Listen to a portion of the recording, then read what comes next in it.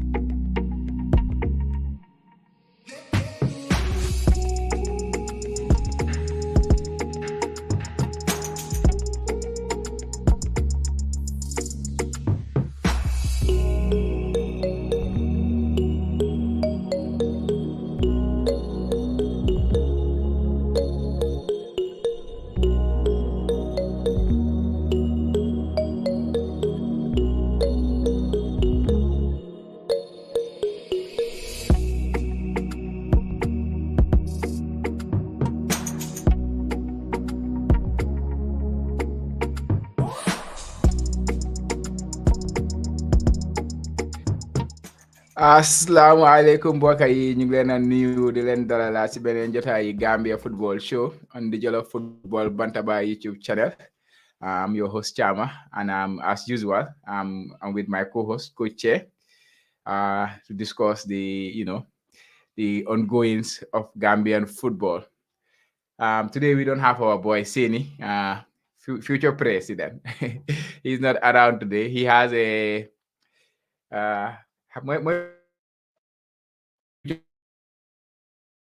meeting with his team, Steve Biko, so that's why he's not around. But I'm here with my resident expert, Koche, to discuss about Gambian football. On today's agenda, guys, we have the GFF.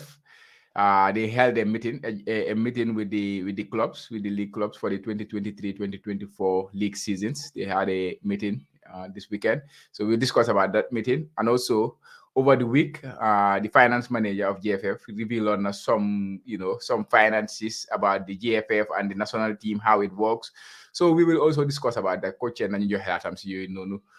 Then didn't check them in Nawettan si fan la guy tolu we also have a upcoming game for the World Cup qualifiers for the national team, which is very, very important.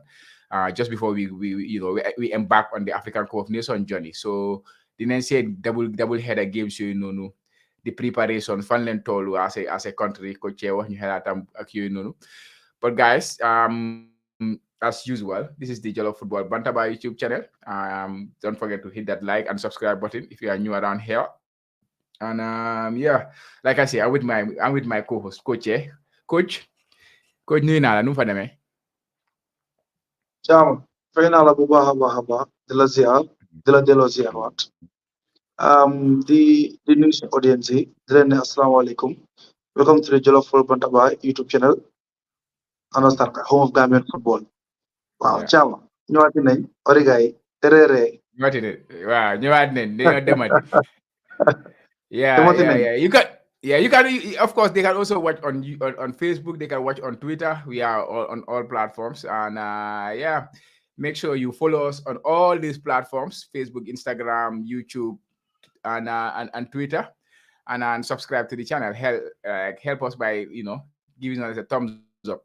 So, like I say, the main agenda or the first topic of the agenda today is the GFF League Club Management Meeting, which was held, and there was the GFF personnel like Ibu Fai, St. Finance Manager, Move Forward, Ismail and Jai.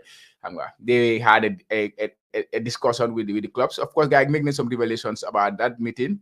They discussed about the Nawettan when kañ la war a jeex seen leen date bi registration bi kañ la war a close and stuff like that, and also GFF league si kañ la moo start ak kañ la moo jeex. All these things have been revealed.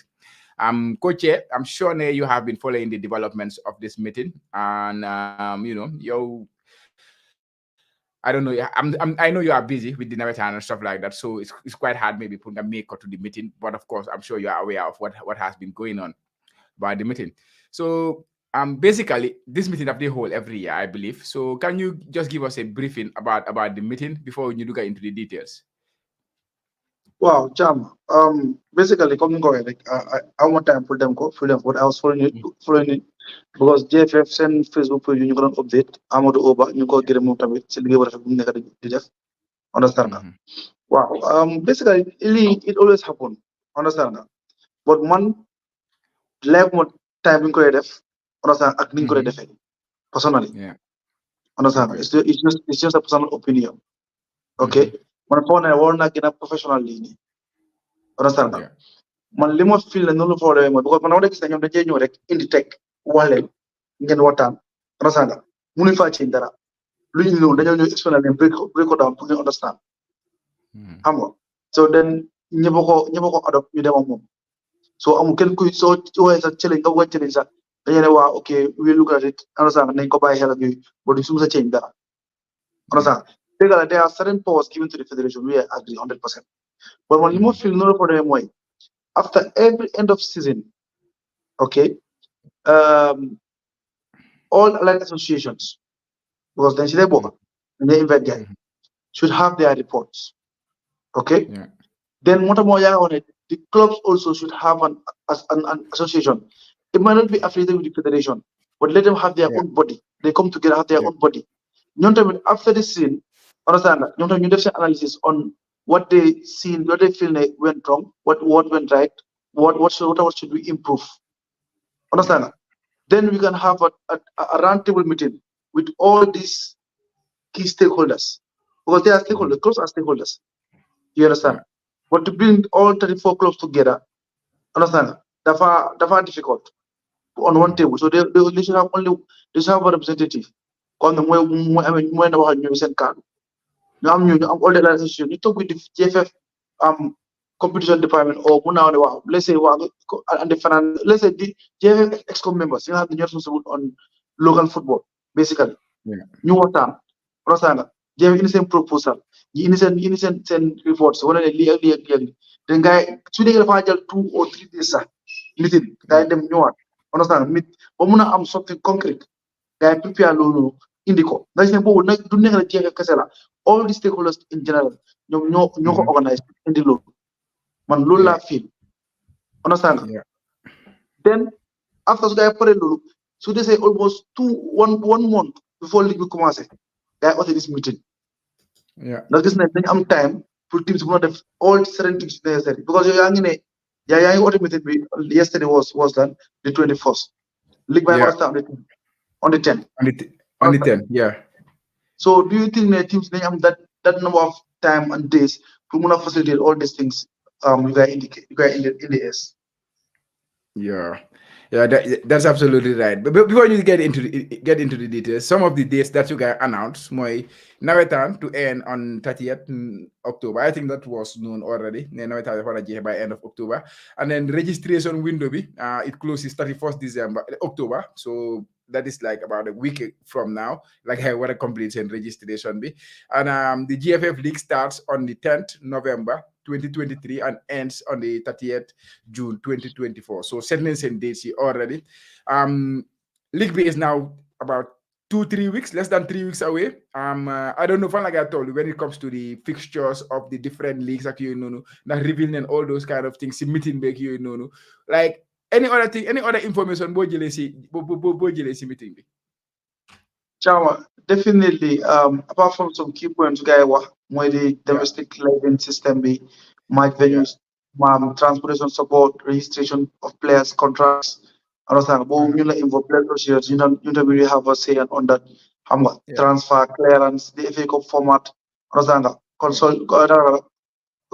Consolation prize, the Omar Memorial Tournament, the women's football, among others.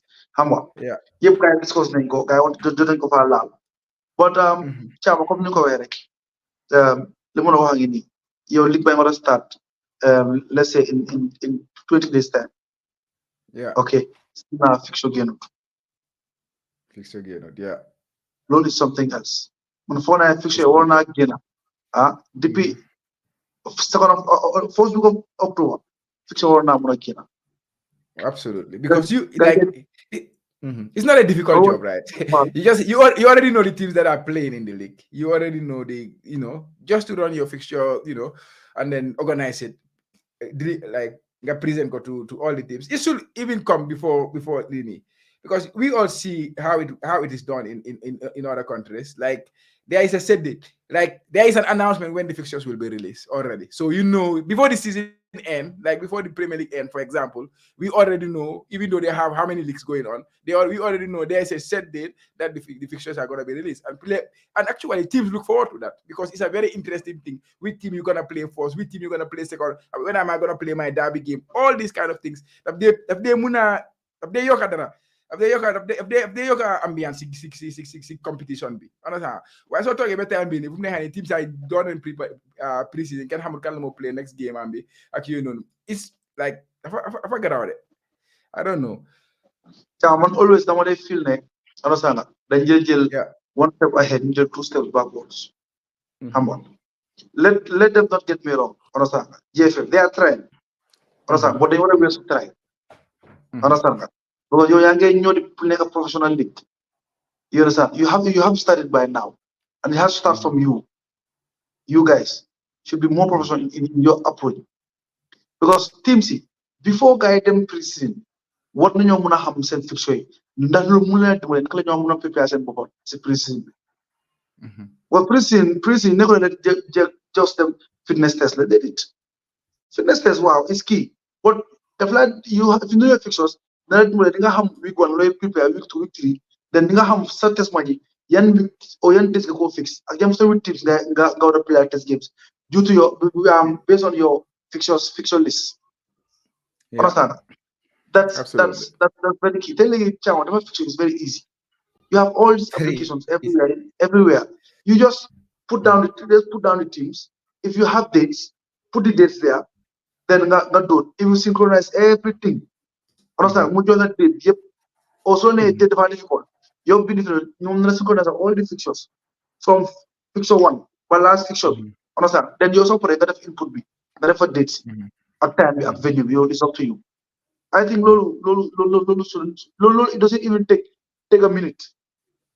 Because ñun ak Manjai def nañ ko the only challenge bu ñu mooy venue ak dañ am odd teams because of the old hands pour buñ dee nekkat that's the only challenge buñ dee am understand but suñu dañu mën a am ñaari venue dafa overlap ici ak ñun boo soo dóoree tab rek suñ ko dase wonal everything straight away. Everything. I know, absolutely. These kind of things are very easy. Like they are very, very easy. You have them for free. You have them for free to run them, like you say. Programs you need to define them. So guy Roman for why I'm going guy they are very primitive in the way they approach their ways. I think they are very primitive. They don't follow the modern ways and things like that. And of course, we all know they have their struggles, which is the games. For like they play games, but those kind of things they don't need to be revealed. All you need to have right now is these are the fixtures. When they're going to play on the actual date, Premier League, they don't reveal their actual date because they have to take their time. And then every month, like they reveal, these are the games. Of course, you will know this particular game week, these are the teams that will play. Game week 1, game week 2, game week 3, up to the final game week, and you play. You all know all those games. But every month, like they reveal, but you play one time like I play you all know it's not necessary at this time, but at least nga xam ñan ngay player is very important. Exactly. Because imagine Chama nga play a team, for example. Let's say actually gina mo player let's say first division nane Real Wild down wala am test game understand pour prepare sen team ñu all of a sudden rek actually gina Real Wild dañu ñu play. Does not do does. Cool. Game on ko cancel wala gañi. No, fekk already sa guy play nañ ba pare sax. Wow. Same play ko ñu ci gën. So xam already Real Wild down ku nekk xam na morom bop ñam dina ñam morom. I don't think lolu is a good preparation for that game. Understand? Because ku nekk dina xam morom lu mu am ak lu mu amut. Yeah. Understand? So yow wér nga ñom ñaar ku ñu wérante nañ fofu non. So all those things are technicalities you have nga. They have to look at it. It's very, very important. To me, to be honest, I'm a bit disappointed. But I know this will have close because every time it comes, they always come late. I don't know why. They need to always come late. They always come late and they always come not so professional. I would say that. Like no, I'm looking at lack of professionalism. Late. Yeah, definitely. Mike, I'm watching. I'm watching the pictures. I see the pictures. I was not in the meeting, so I'm just saying what I see from the pictures alone. I can see ne. Gis na ben laptop bu guy take the table bi. Bu guy di presenter. Then the guy face public bi, they have public bi. Understand? Your face send audience, send members, you know, see meeting beg you know. So it seems ne laptop be more I mean all the information bu guy they talk about. Like Yeah. what is the point of even having the laptop if you are not presenting it? So anybody in here prove no. Why don't you call them? Then what time? Because you came, you have to show them what is going to happen. Stuff like that. But like it's not even like in the manner Buga presented, Buga meeting me, it can be better. I think on full of the improvement we would started. But I think they were also talking about the finance. Of course, finance is very important when it comes to Gambian football at every level. Understand? Ismail, like, who is a very popular figure this week because they ample what about mom, you what about the national teams and finance.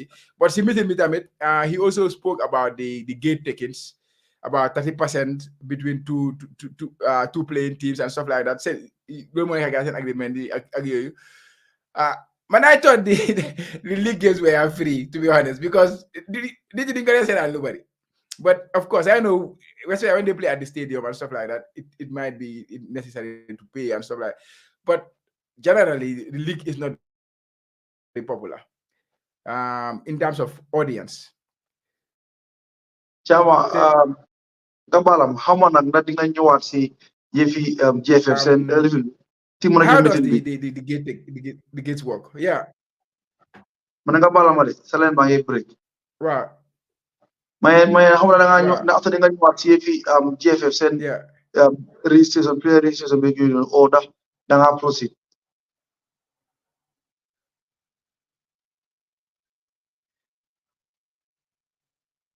No, okay, go ahead on that. Actually, go ahead on that, and then you can answer this question. But network banking break, I feel it's on my side. Unfortunately, it's on waaw my side. mu ngi break waaw man yëfi Can you hear yëfi me? dis Can you hear me now? maa ngi la dégg maa ngi la dégg Yeah. maa ngi la dégg man yëfi Okay, go player ahead. registration bi nii yëfi player registration bi nii ah man I think ne clubs yi they have a big task to do player registration ak tamit di department nu mu tuddati sax my statistics GFF tamit they have to improve on that on their IT skills comme like Chama everything comme last time wax nañ ko everything should be put on record whereby they were having this PRS system the player registration system okay foofu noonu Yeah. xam na ne clubs dañu leen jox access jàngale naka la ñu mën a register seen players which I understand but still now it's a struggle understand still as a struggle and I think that it's necessary for GFF to take strict measures on that understand Absolutely. every team should have an IT expert who have access to that system and that system also tamit understand nga team bi da nga am sa login account so username ak sa password pour login that system also dafa mën a am tamit foo xam ne every game statistics of matches understand minutes play understand nga comme lu njëriñ team dañuy am loolu understand nga players who do someone all the minutes gars yi dugal ñu dugal ko fa after every game team bi ñu jël that team ñu dugal ko fa o GFF tamit seen match commissioner yi ñu ne commission match bi ok ñoom su game bi jeexee gars yi jël seen match report bi ok dugal si système bi update ko fa understand nga Chama well I think ñoom ñu def mooy gën a fier dan close tamit léegi-léegi mën nañoo def comme George Chama sax mën a goal suñu score absolutely why I play, you know, I play in a very, very local league here, right? I play in a very local league. I play in my own square, you know, in my own circle here. And this league, to be honest, is run by one person. One person, Monica did run because I also work with that company. But the league, Sibopam, better need more run. Better did that. Well, of course, they have the finances and all those kind of things. But when it comes to the league technicalities, booking the pitches and stuff like that, when it comes to the updating the website, better need more connect the cordon. But of course, he has his referees, he has his officials. He cannot be at every game. So what happens is, every game we referee play, every game when we are going to play, we have to provide our match list. Team we play. They got provide a match list bi. Players you play yep. Nga bina ku nek number bu mu sol. Nga joxe ko fofu non. Ku score goal. Su game bi jeexee dafa ñëw si ñaari teams yëpp mu jël report boobu noonu kan moo score seen first goal bi après dafa bi am na ku jox yellow card am na ku mu jox red card xam na yooyu noonu yëpp mu jël report boobu noonu su paree he compile all these reports he send it to the person who organized the league, and this guy will just input every information in the website. How he does it, I don't know. But Kenya is a so this is an institution we are talking about. It's very, very, very, very, very easy for God's sake. Understand? But look at that. I just wanted to add that to that. Continue. Yeah, because it's very easy. So much day or much day. Okay, can compile all those files. You come to a kid, you know, they want to kill the jelly. Because it's a guy using tablets. I'm not a guy a tablet. Or feel cover. But hey, nothing in difficult. Okay, but so jelly all those papers. So for jelly, that same the following morning. I could the jelly guy or them GFF them hand over him. Instant, so I hand over. I'm not going to low full more enter everything. Exactly. At least 24 hours after the game, we're going to have all those things. All those information in the website, yeah. Just hire someone. Hire someone who can do it. Make a job every day, every other match. Because it's only like 2 times a week. For second division. First division, your teams are 16. It's 8 match reports. 8 reports, regular. 8 reports. Week. Understand? Second division, ngam nyata 18 teams, 9 match reports. Understand? So lulu me too, Chama. No. Me too, because already come you boss, already players list paper. So you want you just go there, do a starting 11, then click. You click no inside 11, you got to click then stop, so that click. Okay, so clearly players you do up. As you replace, that click len. Kimo replace. Go mungsi level. Form. Yellow card, that clear yellow card, like everything. Okay, so I'm got all these players. I'm got everything to be did. They play word do tap. So other than Cham on you start to put your face. No gives in a play, minutes in a play. Understand? Cards in a bullshit. Very simple. Very simple. We have a basic statistics. The formula must start. That is the starting point. Then after gradually you improve it, add other information you have didn't help. And then so scout new way, it's easy. Look at like you are helping yourself, you are helping the players, you are helping football move. There's another thing that you wanna talk about. I think is after the player registration, which is the finances, right? Wow. Have any thoughts on that one? But I have a player registration committee. But I'm believe me. I'm believe me. Then you want to make a play 4 weeks, almost 1 month before you close. You know, man, full month. Understand? Because that's really how I complicate sometimes. Because last minute, the transfer play wax na dem na ci team xaro sa benn ma ñaar ma team na ko use ko bi na ko ci planning coach bi ben team ko ubala soxla understand nga so mun nañ ko bay mu dem understand nga fo window bi close all those things it makes things easy it makes things spicy understand nga gis ne upon down dina am transfer window bi ni ñen ki ngi dem team ko ñu lay ko ni ngi dem way ko bu am all those things but sometimes dañ kate players ñoo am problème léegi ko ci am problème nga gis play boo xam ne yaa ngi ko bëgg a register mu dem la ñu dafa génn ak yu nomba it's just dafa bëri problème waaye su ñu at least a month 4 games understand then after the 4 games players who play woon ñoom they are already there then nga su 4 game bi jeexee rek you have to submit your list then at least ni nga may gay time gay relief it xam nga then second round nga ibbi ko just for 2 weeks gay close out xam nga so Lula would also regarding that aspect. You have to get against an Chama. finances. Okay, next point. My living me. Wow. Wow. Waaye dégguma la waxalaat repeatal la waxoon. Man yaa ngi wax finances gate taken si.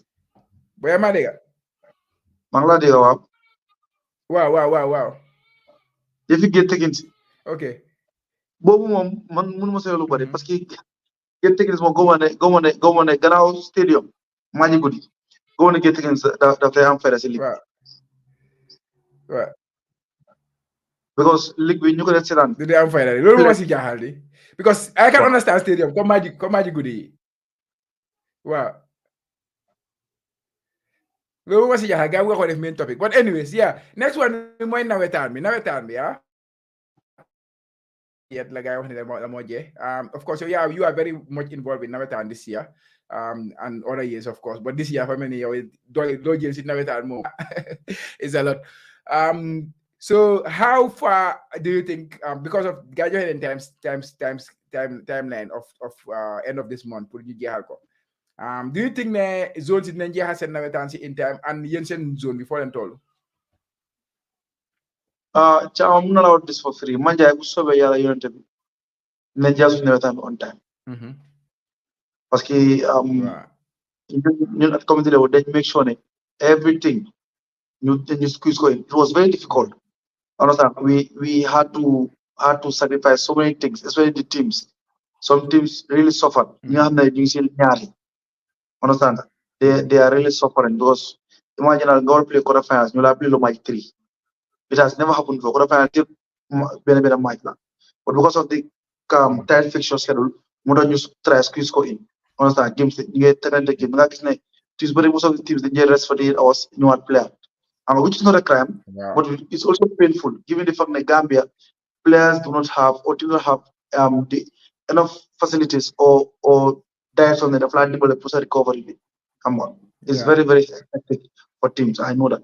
But long time being understanding, the team, the stakeholders at Manjai, long time you know you go.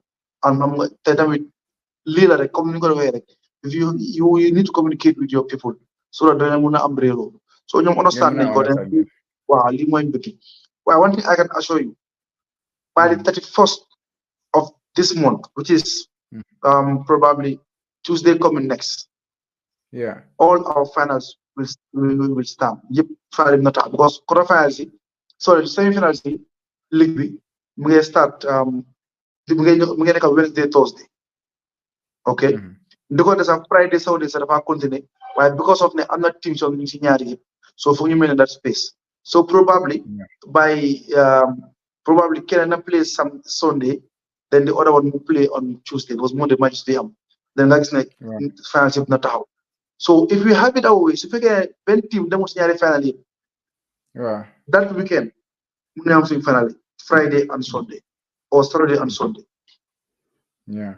So, but if it happens that you guys happen to go beyond the GFF Nawettan, ultimate or send date, bu guys said, what will happen? No, I don't think Manja will affect. Even so, Manja, because Manja swing park me never park of the guy using for last year. So you know, affect unlike Manja GFF send Chile, you send this fun from GFF. My Birkama. Because Birkama, no mixing second rounds. But today the network is so bad on my side. I don't know why, but I will make sure we fix this thing. We fix this thing. The next show. Sorry, we apologize for the bad network, guys. Che. Che network bitay mi buga Santa Sarde. Wala ka buga Santa Chamba. Network bitay buga Santa Sar fini. Why dara? Wa may lu mo explain Chamba mané. No Sar na Santa Sar. Manjay. But wow, go ahead. Wow. At Manjay ñun lu mëna passer jeuf ak def sax. Du nekk problème because ma jeefe du njee use suñu paak bi understand xëy na nañ ko use si kanam understand but right now ñu mën nañoo play suñu accident da mën nañoo play but problème bi kañ mooy Birkama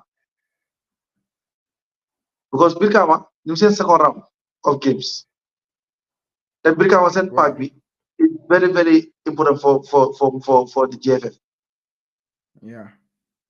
So man for that GFF 4% biggest headache right now, Brikama, not Manjari. So But then what is it? you make sure you make sure ñun suñu time dina jee before on the 10th. On the Inshallah. time. Okay, cool. But GFF ñoom lan la gaay nara def kon GFF lan la gaay nara def su team si jeexalut dañoo wax team si ñu stop wala lan like because gaay yi seet seen déet nii ñu ne dafa war a jee so te ñoom ñoo nekk di umbrella body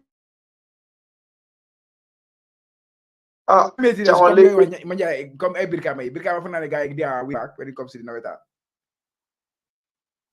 Jamono de foog naa daal ñoom ñoo ko mën a answer du man parce que su fekkoon ne oyoon nañ zone si ñu discuss this matter moo tax zonal meeting boo amoon important but ñoom dañ jël seen décision génne ne zones du am without talking to the zones so léegi nag ñoom ñoo xam lu ñoo mujjee ak zones yooyu noonu but man lu ma mën a wax mooy on our side at Manjai we are okay.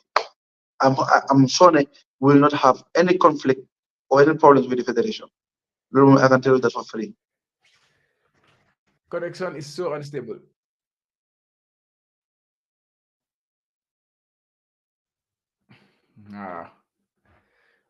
Boy, table network over one boy. So be mama. Then our but anyways, we will just hang on there and my network be like, hey, I don't know what's going on. I don't know what's happening, but it should be okay. But yeah, I don't know what's happening, and I cannot fix it. I'm not so much technical savviness be able for no. A very internet mom. I'm got it. But yeah, enough of that. But or do you have any other thing you want to add before you move on to another topic? On the my good driver. My driver. Well, okay, go you them. Of course, we just spoke about him. Ismaila Njai, finance manager of the GFF. Chama. Comme nous m'avons dit, there are so many important things to get discussion about this. The FA Cup Alaji Omar Sy Memorial Tournament. Wow. FA Cup format. FA Cup format Chama. Last time I'm not it's not fair. You emale correct see first second division. Understand? I think FA Cup is normally the GFF Cup. Understand? All members of the GFF, all teams of the GFF should participate in the competition. Starting from zones, starting from regions, up to the first division. So when lemon so small. The fact GFF first second division. Chama. Maladega, go ahead. First second division. 34 teams. Okay. Wow. They need extra 30 teams. When you 64, then you play around 32, play around 64, round 32, round 16, round of 8, qualifiers, semis, then you play final. Like 30 teams, you might want it should come from the regions. 7 regions. So Hamna and Lulu facility go, it can be difficult and it can be easy. Yeah. Why is it easy for me? When region Muneka, you play for everyone. Okay, we have 7 regions. New whole regions, news over teams. Okay, because 30 sports lab, you will go divide into 7 regions. Yeah. So how am I doing it? Maladega clearly. I'm just listening. You hold the regions and you over. So you based on that, region Nagam, then team Nagam. Region Nagam, then team Nagam. Understand? But for the chama, the fine name, you get really bad. You get play. Let's say you get Benin team to get, let's say team okay. Wow. Them play you still home ground. Still soft. How much money is more head? Understand? Really them taste gisne somebody dika ñep genasi ne reba ñu place tay field xam nga gisne lolu dina indi lu si football Gambia Mhm. understand nga dina indi controverse di nga gis ne real ne non ñoom pro play suuf xam nga comme coow boobu noonu understand nga yow ñu play ñu ñam ba tam nañ jot team si tamit ñu am ñu mun a scout players yi nga xam ne ñu ngi play si region si easy Yeah. Mhm. xam nga comme dina space for everything da interesting loo football bi xam nga da nekk loo xam ne ñëpp ko cheris dina tax ñu xam ne seen loo foofu gars yi fa demoon down sax dina gën a dinañ sawaraat dina jaay ligue bi Dina xam nga jaay nag ligue sa bi, fu yeah. maa gisee No, man laa feel the only point bu ma accept bu ma agree wut ak yow mooy ci football fiili suuf bi dañu war a am field fu nekk region bu nekk war naa am proper football field su ko defee they go and play the game there. ay jaama ñun foofu lañ toll waaw region si ñu bëri amuñ field bu correct understand nga xëy na wala bu nekk nga ne Banjul boo tàmbalee effet comme la fixé suñu bëree understand nga mun loo benn pack mun a xuus fixé yu bëri loolu mooy problème bi amoon understand nga te jéem dañ man laa feel bu baax a baax it makes sense absolutely makes sense. so loolu mooy issue bi so loolu pack si kay amoon nañu no absolutely it makes sense to be honest your point makes absolute sense. Yeah, so man daal loolu laa bëggoon but this amoon si tournament I think ne man su man definitely lu koy évaluation last time I think ne definitely mun nañ koo ooyee sax tudde ko Super Cup bi understand rather than with this style fixtures you also you have beneen competition to me almost there lots of Gambian football you understand he deserves so okay tell us about tell us about the Omar Sy competition, Omar Sy Memorial Tournament. How does that tournament work usually? Once they go organized one, I think it was before the COVID. Okay, first, if I'm not wrong, first 8 teams, see first division, you play knockout, quarterfinals, semis, final. But now small Jumo, I stand to be corrected. No longer I organize one. So to me, man, it doesn't make sense. Understand? The guy deserves something big was what he sees that he has done for Gambian football. But at least let them give him let's say Super Cup. Absolutely. You play with Super Cup. I'm understanding. Or you play with leading goal scorer, better award. Yeah, man, okay. But look at in this picture one secret competition. We cannot do it's just too much for us. To be honest. Yeah. Let's just say the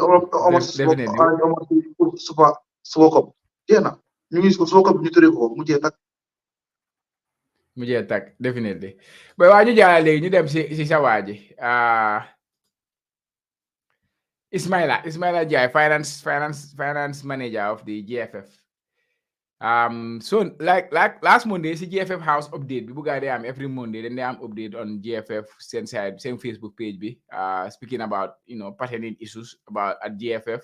And Ismaila, he came out talking about the national team support they receive from different quarters. That is the government, that is FIFA, and their earnings from the CAF competitions. Look at it. So we break down everything. And then, he came to a conclusion. Of course, the conclusion I would say is like how much of a deficit they usually have when it comes to expenditure. And look at they earn for that particular, for the national team. Acclusive guy they spend, the disparity is very huge. For example, them number 100 million over the last 7 years. So you will explain. It's a bit too late. I have to start from there, especially when it comes to the African Cup of Nations. Nyasara guy spend, Nyasara si guy jeli, like it took us 1 month before or 2 months before we go to the next African Cup of Nations before guy jeli lolo. The family nation dem African Cup of Nations. So you qualify for the next African Cup of Nations. This information we don't gain. Understand? We don't come to the public like it came this time. I'm sure that Deglunga gis nga some like something about that program déglu nga ko ba pare gis nga Ismaila number sim doon joxe ak yooyu noonu like what is your thought on that on making it at this point in time, like 3 months before the African Cup of Nations? Lan nga say wax why now? Chama, first of all, dama njëkka congratulate GFF because of yàgg nañoo joy yàgg nañoo joy transparency from them. Okay, they are trying, to be honest. This past year, they have been trying to come and talk to people. Which they should do. More normal, they should do it. But the fact that they were not doing it, and we have been talking about it, and now they are doing it. Come on, you can just you can just applaud them for doing that. Okay, that's one. But the other aspect, more you mentioned it, Chama, it involves politics. What they are doing right now. AFCON is coming, coming away. AFCON is coming. They need money. They don't have money. And last time, who gave them the money? Is us. You understand? We gave them we gave them two money. We contributed 2 times. One, those who are working, taxpayers' money, we are giving to them. And also individual, our own personal money. Understand? We are giving to them too. Understand? So you contribute 2 times. How many then could need? So guys, you do have them.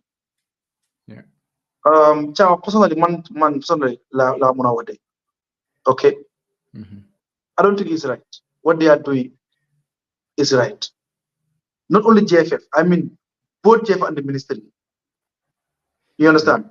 You had enough time, like 2 years. You begged for money, you asked for money, and that everything was given to you. What is stopping you from, after coming from that competition, at least you can have at least 2 or 3 months or something, you can sit down, reflect, release your statements, your report. In the report, you understand, I'm interest more the financial report, financial statement. Tell us, this is what we spend. You understand? The place we are stranded in Cameroon, there's a lot of travel issues, which but then again, okay, financial report, little spend, see hotels, understand? Or hotel bills. Let's say rooms, little spend. Okay, little spend, see like hotels. Accommodate. Fans club, little spend, okay? Not only GFF, the NCC, how much? NCC, more GFF, la Sport Council, you cross your house. They Fadu Camara, right? You never see NCC we do. Fadu Camara guy. Wow, Musa see a guy. Understand? Even Saribu Kamaso, Sela Bohamutan. Understand? They should come out. When you do figures, Lila guys spend, Lila Govento, Niagni. Understand? They release that report. Understand? To their various websites. People access, go to the report, the whole report. Understand? Transparency, I'm not. They saw like Pulsue Oyate, you Dimole. Why you're Mutola? But a Mulama was hands for the woman like that. Chama. Nana Fale. Chama, they will be very disappointed. So, Guy Yaka and Luhapon last time. Trust me, they will disappoint. So, look at Yaka. Understand? They will be very, very disappointed. All these things, Dafa, man, right now, no GFF. Understand? No Ismail as Bopa. Yeah. Ismail, go put the spotlight. Which to me is not fair. Which to me is not fair. They are not being fair with the gentleman. Why mom la ne boy? Bobu mom, don't go by. Boy, good neka danga tahawa sa bopa, forward tahawa sa bopa. Man, I can like magi bopa am la hamga. So like if I want tahawa bopa. So it's Boys and finance manager. At the end of the day, more nega, and he's happy to be there. No, he's the senior finance manager. Yeah. He has boss. I'm not a boss. The director is there. I'm not the first vice president of it. When head of finance at the federation. Yeah. You understand? So all those things here. Understand? It's good, more clear certain things. Understand? But like Fingo Tech, at timing be. Understand that? At Linko Buga to me, they are pointing fingers at him. That's not fair to me. Well, he's a gentleman. How much but little I know about him. He's a gentleman. You understand? He's someone who is trustworthy. You understand? But Fingo position right now to be honest. Yeah. Yeah. They want to explore now more. Go ahead, continue. GFF, they want to release financial statement bi not like comme Ismaila ñoo di si wax because si wax bi sax mu ngi make ay mistakes some certain figures ñu ngi ko communiqué baax na they will release this financial report on their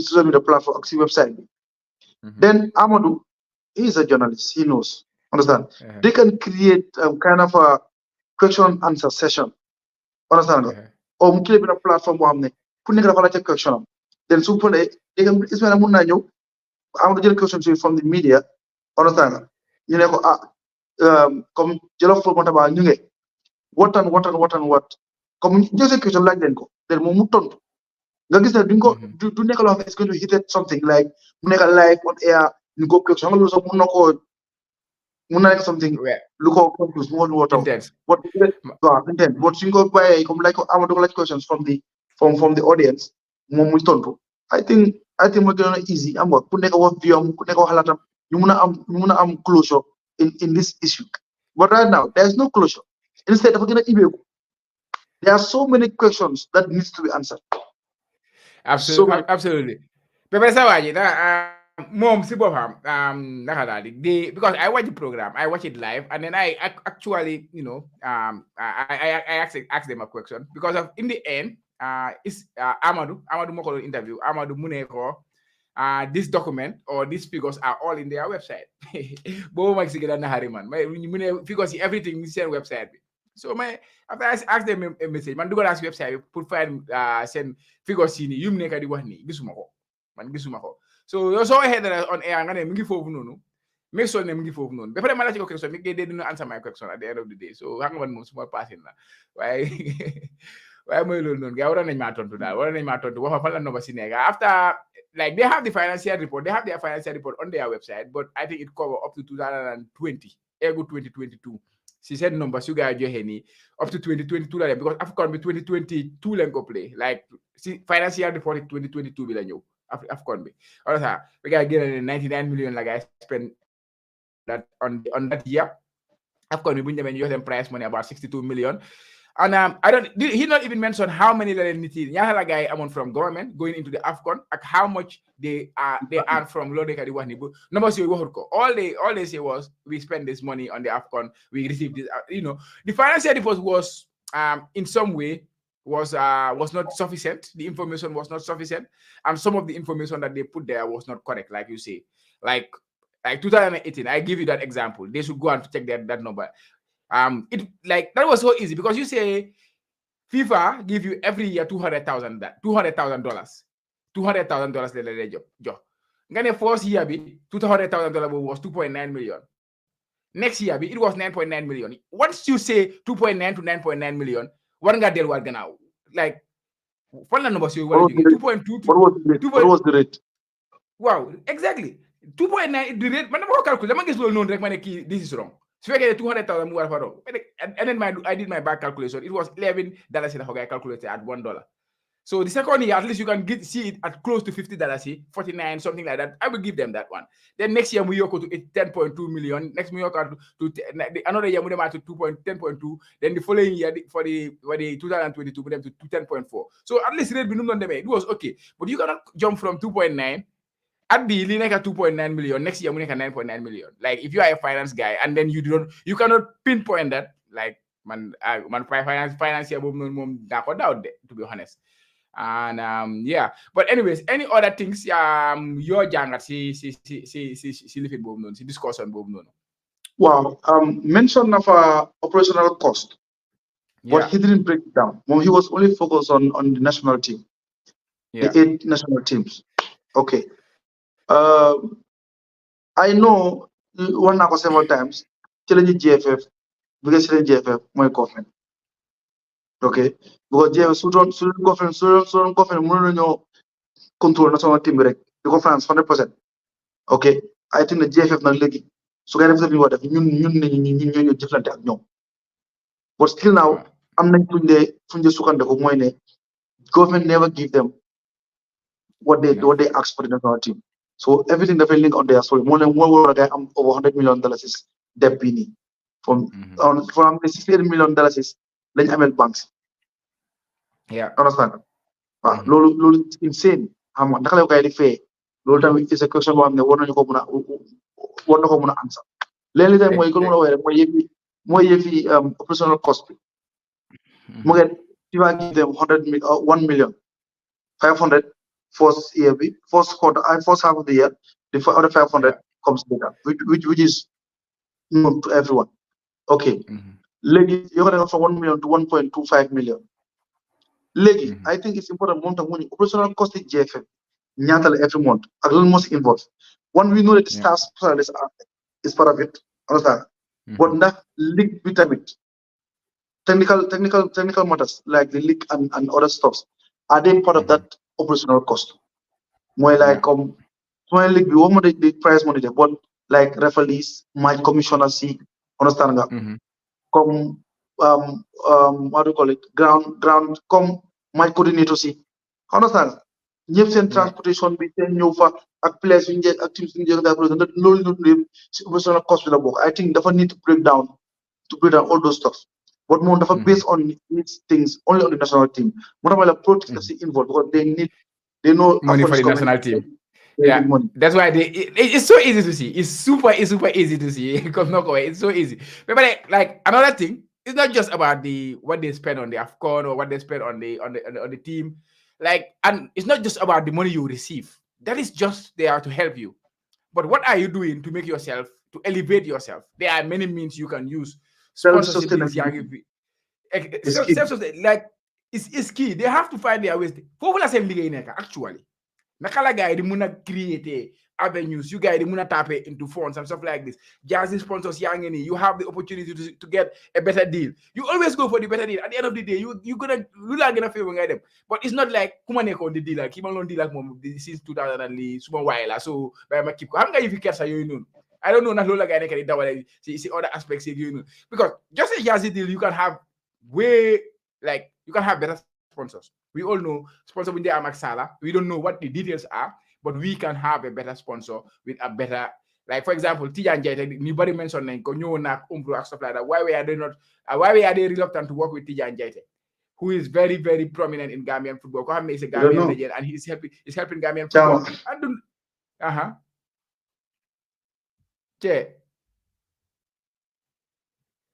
ngi dog de. No, ñëwaat naa yow yaa dogoon ñëwaat naa. yaa ma doon dégg. dégg maa ngi dégg Tidiane Jaite bi. waaw loolu laa nekk di wax. Tidiane Jaite ñëw naa umro right like not consider nañ ko because joxuñu any revelation we don't know what that deal entail. Sala bi bu ko gars yi di signé ba pare dañ ñëw rek saa ñu jox ñu deal bi but nobody knows. We know it was a 4-year deal or stuff like that but the details naka la gars seen comme noo lay waxee tender beeg naka yan ñoo ñëw biid ak yooyu noonu yan ñoo isi seen offer ak yooyu noonu den gars ñoom ñu check lan moo gën den day say ne Sala moo gën but mooy loolu daal they need to find ways to find money for themselves to sustain themselves. It's not just about lu ma nit di jox lu ma kële di jox find ways to sustain yourself. Chama. There are so many ways. Wow. So su ñëpp tende nga gis ne dëgg ñi yëpp lu gaay lu ma koy tegal baaxut. Chama. Why not you engage yourself? Yeah. Or nga engage Kena. Okay. Ngeen am partners. Ko leen defal jerseys. The same quality, you're gonna have it. Understand? Go to Turkey, go to Vietnam, go to China. You give them quality of jersey. You have your own Scorpion brand. Then GFF can have it in different qualities. They will sell it for themselves. Absolutely. They can be more profit. They can be able to get jersey at living movie Gambia like our homeland and stuff like this. Everybody's because ñoo xamante ni ñoo am doole bi yéen a ngi am power bi yéen a ngi am brand bi yéen a ngi am everything at your power at your disposal. You are not using it. People are gonna use it. Understand? People are gonna use it because tennis dañ ko jënd. Yeah, GFF they wanna if not them sir, but New York affiliate comme moo tax mooy Scorpion fans club bi fi la ñu amee njëriñ. Understand? GFF info ñoo xam ne dañoo am comme GFF dañoo am seen own store. Wow. Everything about Gambia, jersey, scarf, understand that they go into business. Understand? Even balls in the best quality balls, them just own Scorpion brand, the brand co. team si di jël si ay jerseys club jersey yi wala ñu defaral gars yi defaral Wally defaral Banjul defaral Hawks ku bëggoon nga ñëw GFF supply la ay naka la gaa de waxee dañ ne comme ay retro jazz yi nii ay 2010 ñoom Ibou Sila seen jazz yi nga xam nga defal benn nga like ñoom jato yi gars bu gars yi nekk Hawks gars yi am seen jazz yi wala sax si 1990 biri bés bu solo seen design bilahi non li nga wax dëgg la imagine Mayday nu jaaykat yi woomay ak yi day amee xaalis officier ba di jënda understand they will come to GFF because government suñu yaay yëpp government yëpp prioritize ne su leen bëggee jënd stock dem leen si GFF seen lifin ngeen jëlee fa xam nga this nekk of fii nii caama dem nga de there are so many ways to empower them to make money understand without being dependent on others exactly loolu la gaa dañu war a xelaatee loolu noonu as an extra money rek ñoom ñu make seen own money but because that money boobu la gaa yi jiital lu ñu leen dee jox la gaa yi jiital dan naka la gaa di create at the end of the day boy Chama su gaa ñëw si Chama okay this is our plan dañ bëgg jaasi dañ bëgg léegi waaye dëgg la amuñu xaalis ak solution de woon okay we want to partner with you you understand yow mu nga finance everything loo jaay nga jox ñu nangam mu di nga jox ñu ko exactly yow li nga soo def Chama day suma investor ñoom ñu teg xaalis mun nañoo def loolu absolutely guys get $100 from Salah ñoo ne seen bés sax benn tur jeex na boo duñu dégg naa 10% la gaa di am am na like dama ko dégg rek but I'm not sure 10% la gaa di am si Salah deal boobu noonu si Salah seen jaay $200 léegi $200 wala su bés yokkul léegi $2,000 léegi $200 si gaa yi waaw boo dégg loolu noonu loolu deal boobu noonu boy Salah war na supply GFF balls full league bi war nañ ko mën a am for free all those things don't war boss send deals boy sama gars yi dañ lay xalaat boy loolu problème bi boy tey moom show bi moom it should have been more interesting discussion you nigga discuss they are very important but anyways then we will have some maybe some you know short version video new replace ko with today's show bi because internet bi mu ñu over disappoint especially man suma side la nag tey moom blame leen ma blame ceede day am internet issue man maa day am internet issue but anyways well I will fix it. I don't know what happened. Since I moved to my new place, it has not been like normal. Since I like suma beneen place bu ma nekkoon. I changed the internet company. Wow. So I wanted to go over that. I want to go over some financial report we need on the website, but come on. It's just a lot. Never understand, sir.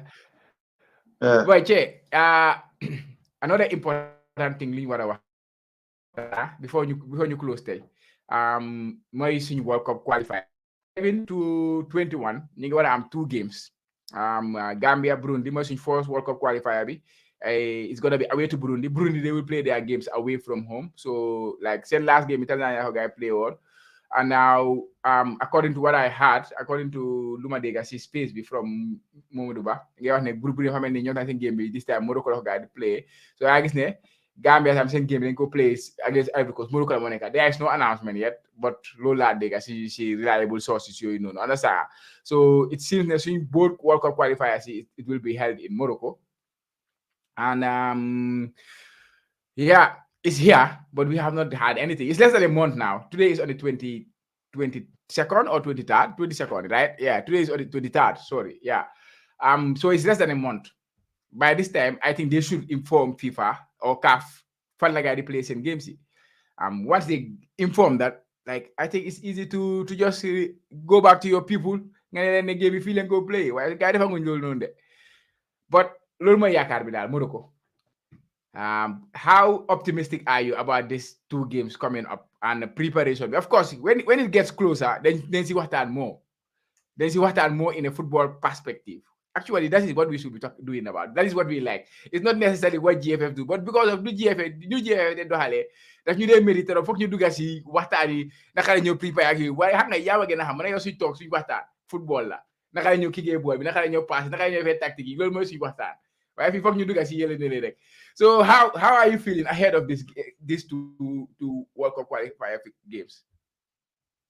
Ciao, yo yang mare tam ciao. Yung lele dan nuru comedian simon.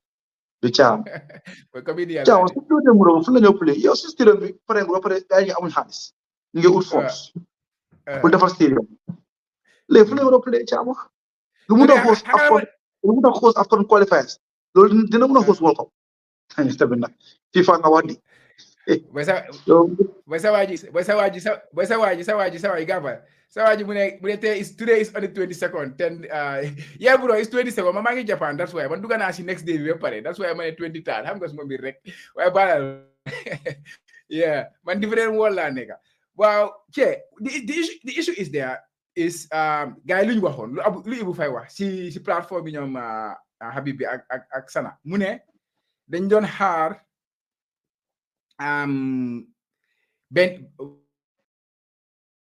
Burundi ñu decide seen fixture bi. So wherever Burundi decide, so Burundi decide on Tanzania la guy di play seen fixture bi. It will make more sense Gambia talk Tanzania, discuss ak Tanzania, guy def for game bi. Understand? Just for logistical issues. So Burundi nak for now decide Morocco la ñu play. Now for logistical issues, Gambia will stay in Morocco. So you don't have to pay another flight to go to another place to play. Yang ma feel. So that low you have to talk about that. What guy you don't have. Lola Ibu Fay waxon point bobu la waxon dal. Now go ahead. Loolu tamit it makes sense. It makes sense. Waaye yow li man fu la attaqué rek mooy li nga waxee ne war nañoo mën a wax fan la ñoo play ndax dañoo play xóom ndax li mu tax la càmm bul nekk comédien boobu moom dañ bàyyi mu jàll boobu mënuñoo play gaan but loolu tamit it makes sense su dee Burundi ji play Morocco Gambia su play Morocco loolu moom make sense moom to be honest amoo yeah beneen tamit beneen coow kay mooy Gambia Ivory Coast waaye lese ñi nga ñëw si force bi mooy double header bi mooy Burundi ak ñan la ñoo am sax Burundi ak Ivory Coast next fixture yeah next two fixtures then the following one will be June 2024 Seychelles and Gabon, but for now these ñaari ñoo nekk suñ kanam. So it's important in a way ne African Cup of Nations qualifier, these are the two fixtures. These are our like you can treat it as our friendly games before the African Cup, because our Mayakar man, of course, they want to organize friendly game before African Cup of Nations, which they will have an opportunity to do because 2 weeks before African Cup of Nations, then teams want to release send players. So they should be able to get the players they need. Not in an organized game, because we remember last African Cup of Nations, they want to organized game, but the ending bigger you cancel, right? We can remember very well. We were here. So definitely go see pass be nah didn't go definitely. So loolu mooy wax bi right now. That guy didn't organize, wala suñu organize that go through. So these two games are for now for me, lii laa yaakaar pour suñu preparation for African Cup of Nations bi. I'm not saying African Cup of Nations moo gën a important, but because of we know what we are going to face in the African Cup of Nations, how difficult it's going to get. So these two fixtures can act as a baseline for preparation as we prepare for the African Cup of Nations. World Cup, it will be very difficult to qualify. Even though the group is very nice, the way the group fall for Gambia, there is a chance. Understand? Why? So you love for say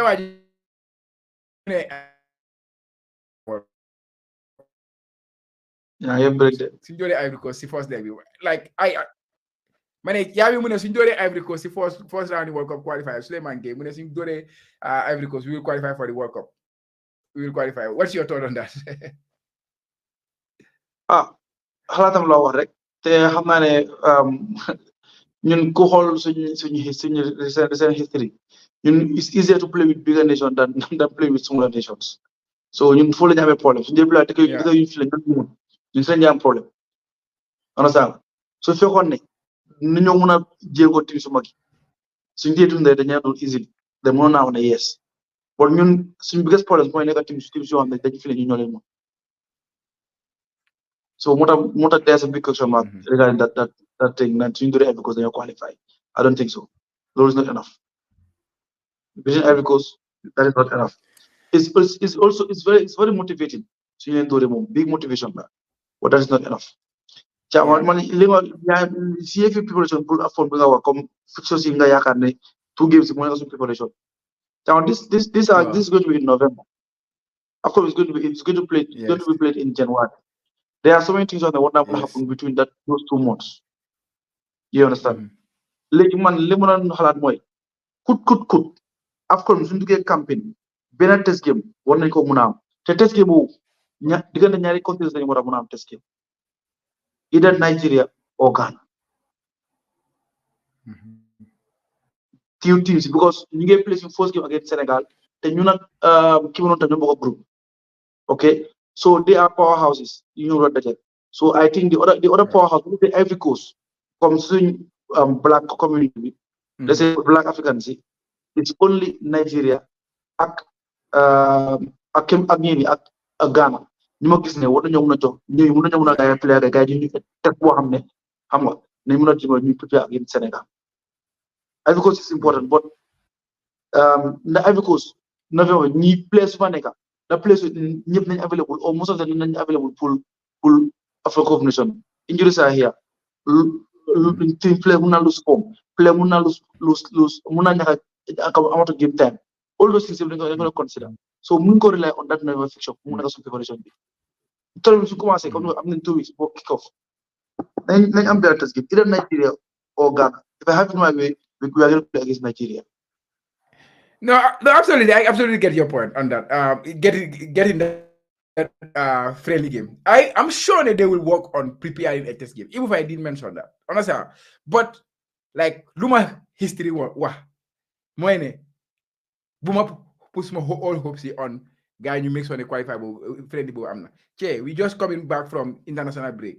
Yeah, 2 weeks international break. Gambia organizing a single game.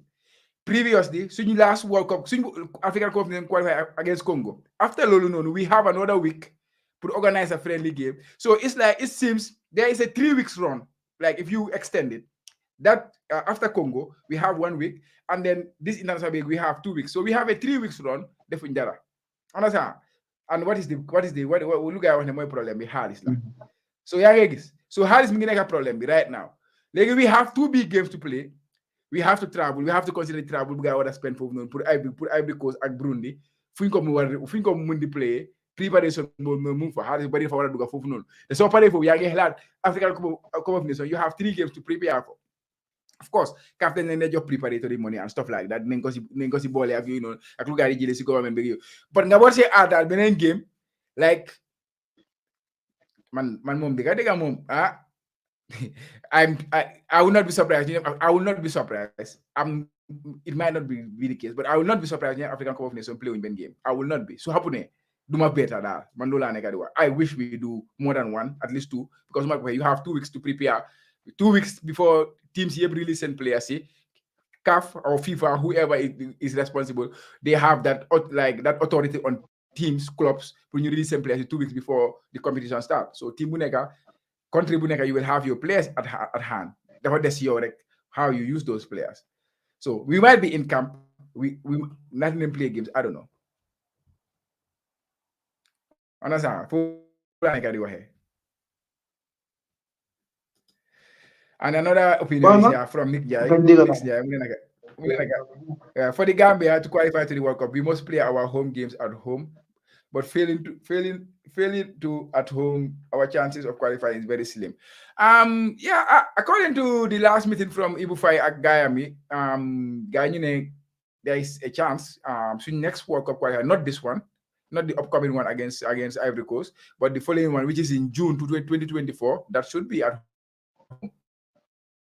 I'm not for that, but we wait and see.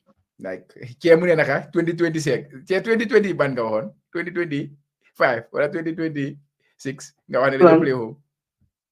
No, 2025 Gambia.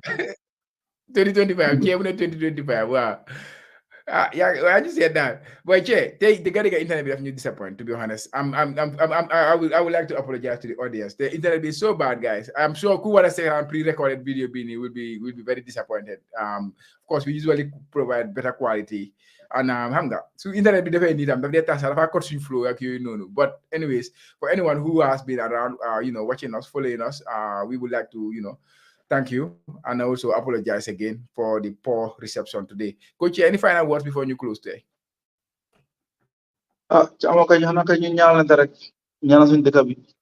Understand?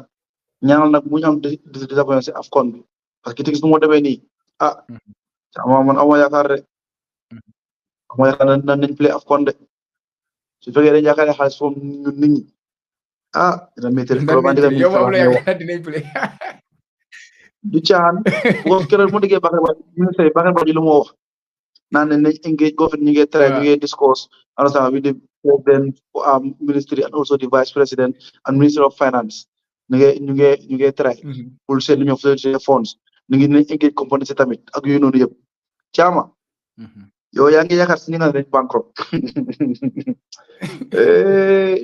yàlla yaa hospital rek ñu mën a participer parce que man dama jaaxal mooy fiction November yaa ngi war a ñëw fiction November yaa ngi war a ñëw si boo jógee pour AFCON dina métti man GFF laa yërëm moo tax man GFF dama leen yërëm billaahi dama leen yërëm trop dama leen yërëm de because mbaa léemaani yëpp GFF la ñoo blame GFF ana si xaalis bi la gay billaahi yërëm naa leen nag Mr President Kawa ak ñoom Uncle Box am ngeen liggéey de da ngeen ni pour face media bi de da ngeen ni pour waxtaan ak Gambien si ñu understand fu nekk amul ay naan dañoo suñu government duñu woo government dara dañoo bàyyi gars yi si biir déedéet da ngeen war a pour waa government you have to talk you have to challenge them we have to challenge them definitely we have a question here so Waji mu ne what is the current situation of the renovation of the stadium loo si mën a wax ñi nga xaalis bien na so gars yi ngeen dajalewaat funds no I'm serious I'm serious lii ma stop xaalis bien na no why according to sa that it will fine bu mu waxee ak ñoom Habib last week moom lu mu wax mu ne they had the meeting with the minister the vice president because of dafa mel ni tey Barrow moo fi dugal loxoom président Barrow so mu organise mu wax gars yi pour gars ñu have a meeting with the vice president so they had the meeting and it was positive so gars kickstart nañ stadium bi and there is a hope ne they play 2024 June so next World Cup qualifiers after African Cup of Nations which is 2024 June so yeah foofu la yaakaar bi but African Cup of Nations qualifiers against Ivory Coast boobu is bu passé na because of time bu ñu leen waroon a inform passé na te stadium bi parewul so yeah so foofu la stadium bi tollu daal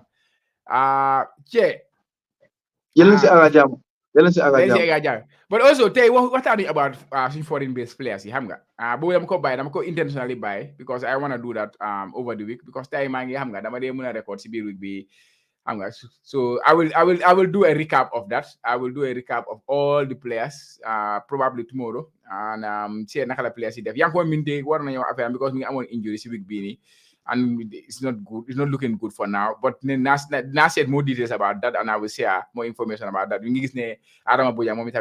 Maybe he made his debut, and yeah, just how you call Seni. I'm going to call for you.